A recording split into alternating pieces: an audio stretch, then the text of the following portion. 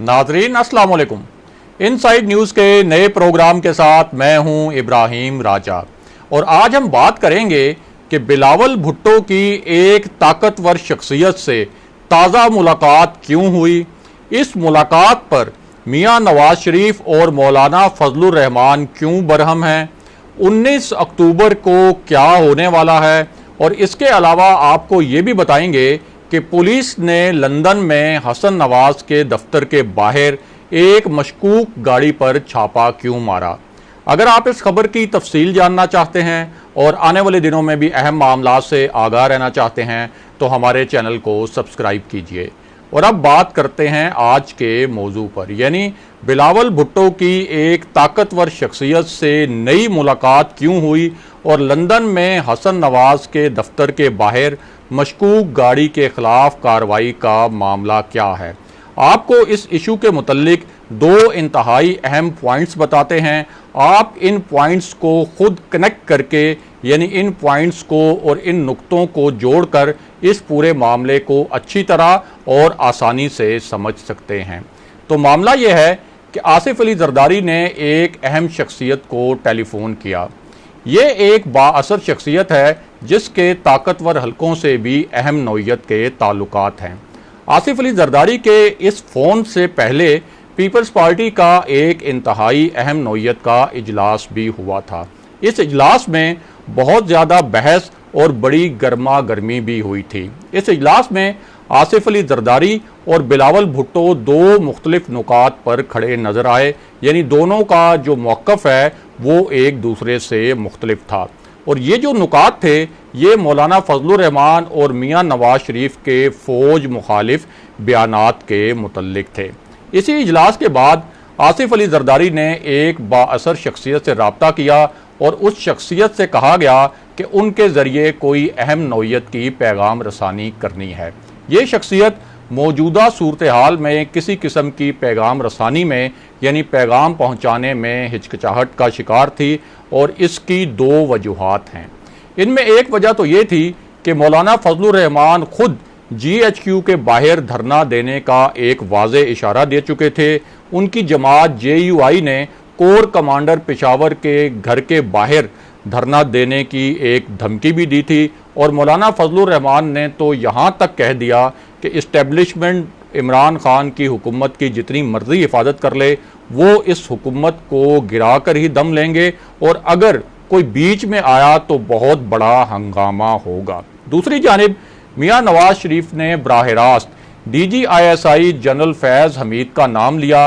उन पर अदालतों में जाकर जजों पर मुबैना तौर पर दबाव डालने का इल्ज़ाम लगाया।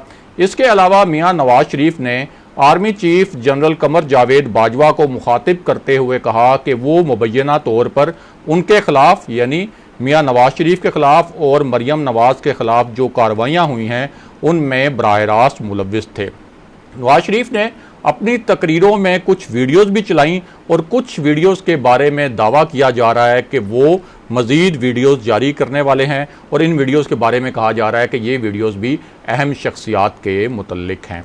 अब एक तरफ अपोजिशन के इस किस्म के संगीन नौइयत के इल्ज़ामात और दूसरी जानिब ताकतवर हलकों को पैगामात पहुँचाना, ये उस शख्सियत के लिए एक मुश्किल काम था जिसे आसिफ अली जरदारी ने पैगाम रसानी के लिए कहा था।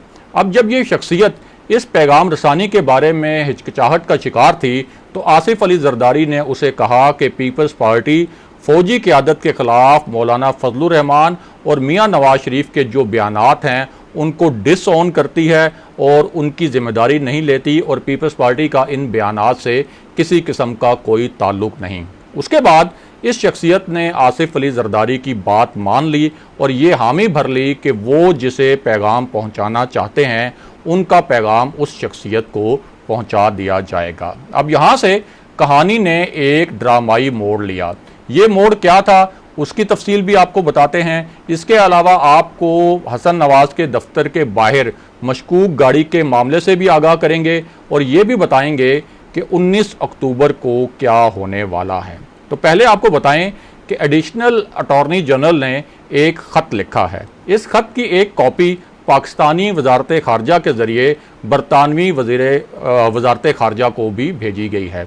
इस खत की एक कॉपी लंदन में जो पाकिस्तान का हाई कमीशन है वहाँ भी भिजवाई गई है और इसी खत की एक कॉपी वजारत इत्तलात में भी भिजवाई गई है।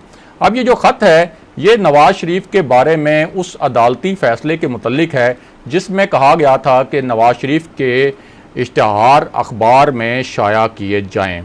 ये इश्तिहार अब 19 अक्टूबर को अखबारात के जो लंदन एडिशन हैं उन एडिशंस में भी शाया करवाया जाएगा और ये इश्तिहार इतना बड़ा और नुमाया होगा कि इसके बारे में बताया गया है कि ये इश्तिहार अखबारी सफ़े के पूरे चौथाई हिस्से पर शाया होगा। और अब वापस आते हैं आसिफ अली जरदारी के पैगाम पर और बिलावल भुट्टो की अहम शख्सियत से मुलाकात के मामले पर। तो आपको आगाह करें कि आसिफ अली जरदारी ने ताकतवर हलकों को जो पैगाम भिजवाया था उसके बाद बिलावल भुट्टो की एक अहम शख्सियत से मुलाकात हुई और ये नई मुलाकात है। मतलब बिलावल भुट्टो की army chief general Qamar Javed Bajwa और DGISI से एक मुलाकात तो APC से पहले हुई थी और उस मुलाकात में तो शहबाज शरीफ, एहसन इकबाल और ख्वाजा आसिफ भी शरीक थे। अब ये जो बिलावल भुट्टो की दूसरी मुलाकात है जो एक अहम शख्सियत से हुई है इसके बारे में मारूफ सहाफ़ी सलीम साफ़ी साहब ने इंकशाफ किया है और उन्होंने इसका अपने कॉलम में जिक्र भी किया है। उन्होंने ANP के भी अहम हलकों से राब्ते का जिक्र किया है। दूसरी जानिब इंतहाई अहम बात यह है कि पीपल्स पार्टी के इन राब्तों के बाद लंदन एक फ़ोन किया गया। ये फ़ोन मौलाना फजलुर रहमान ने मियाँ नवाज शरीफ को किया। मौलाना फजलुर रहमान और मियाँ नवाज शरीफ दोनों को पीपल्स पार्टी के ये जो बैकडोर राब्ते हैं इन राब्तों का इल्म हो चुका है। ज़राए के मुताबिक मौलाना फजलुर रहमान और मियाँ नवाज शरीफ ने इन राब्तों पर बहुत नाराज़गी का इजहार किया, लेकिन उन्होंने फ़ैसला किया कि अगर आसिफ अली जरदारी अपोजिशन की तहरीक से पीछे भी हटते हैं तो तब भी नून लीग और मौलाना फजलुर रहमान हर सूरत इस तहरीक पर आगे बढ़ेंगे। इससे पहले जो इस्लामाबाद वाला धरना था उस मामले पर नून लीग और पीपल्स पार्टी मौलाना फजलुर रहमान को धोखा दे चुकी हैं, लेकिन इस बार मौलाना फजलुर रहमान को मियाँ नवाज शरीफ ने अपनी तरफ से कुछ पक्की यकीन दहानियाँ कराई हैं कि नून लीग उनका साथ नहीं छोड़ेगी। और अब बात करते हैं हसन नवाज के दफ्तर के बाहर खड़ी मुश्तबा गाड़ी के मामले पर। तो मामला यह है कि हसन नवाज का दफ्तर मियाँ नवाज शरीफ की रिहाइशगाह से कुछ ही फासले पर है। आजकल हसन नवाज का जो दफ्तर है वो सियासी सरगर्मियों का मरकज़ बना हुआ है और मियाँ नवाज शरीफ और इसहाक डार जो अहम नौयत की मीटिंग्स करते हैं वो हसन नवाज के दफ्तर में ही करते हैं। और उसकी बड़ी वजह यह है कि नवाज शरीफ की जो एवन फील्ड वाली रिहाइशगाह है वहाँ ज़्यादातर वक्त जो है पाकिस्तानी मीडिया मौजूद रहता है और उसके साथ साथ जो भारतीय मीडिया है वो भी वहाँ मौजूद होता है।